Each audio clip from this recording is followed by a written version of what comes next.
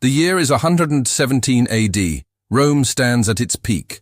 Legions patrol from the deserts of Arabia to the cold forests of Britannia. Its banners stretch farther than any empire before it. But even at its height, Rome is fragile. Rebellions simmer. Borders strain. Enemies wait just beyond the horizon. History should have continued slowly, with centuries of war, rise, and decline. But one night, the sky changed. Above the imperial capital, a silent shape appeared. Not a star, not a comet. Something vast, metallic, intelligent. It didn't speak. It didn't demand. It chose.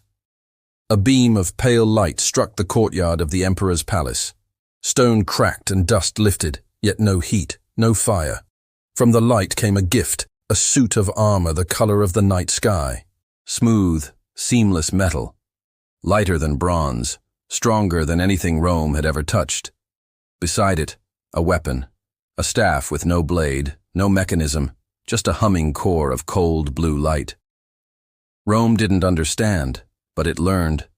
For months, silent visitors returned.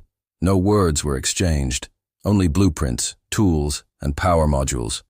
Engineers and blacksmiths worked side by side, guided by diagrams that felt almost familiar, but undeniably alien. The Legion changed.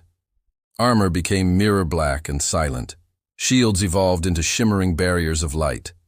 Pylons were replaced by energy bolts that could shatter stone walls with a single discharge. The world noticed. On the northern frontier, Germanic tribes gathered to strike what they believed was the same old Roman army. They marched confidently through the trees. Then the forest lit up. Blue energy beams cut through wood and shield alike. Legionaries walked in perfect formation, their barriers dissolving arrows on contact. There were no battle cries, no clash of iron, only silence and the hum of alien power. Rumors spread across continents. Rome had gained impossible strength. But the world did not kneel. Trade routes stalled, kingdoms formed desperate alliances. For the first time in history, nations united against Rome, not for territory, but for survival. Rome marched east. Phalanxes crumbled before pulses of blue light. Fortresses shattered like sand. No sieges, no stalemates, only overwhelming destruction. Yet power has a cost. The alien cores required fuel Rome did not possess, rare elements barely found on Earth. Each shot, each shield drain pushed Rome closer to dependence. And as the empire expanded, the sky grew silent. The visitors did not return. The energy cells dimmed. Weapons flickered. Rome had replaced iron with technology it could not reproduce. Legions stood wearing armor they could no longer power, weapons that no longer fired. An empire stretched too wide to sustain itself.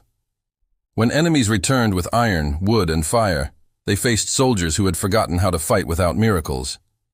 The fall was not sudden. It was slow and inevitable. A collapse not of stone, but of dependence. Rome had touched the future, but the future was never meant for it. The visitors did not choose a side to rule the world. They chose a side to test the world. Humanity survived, but it never forgot the night the sky opened and chose Rome.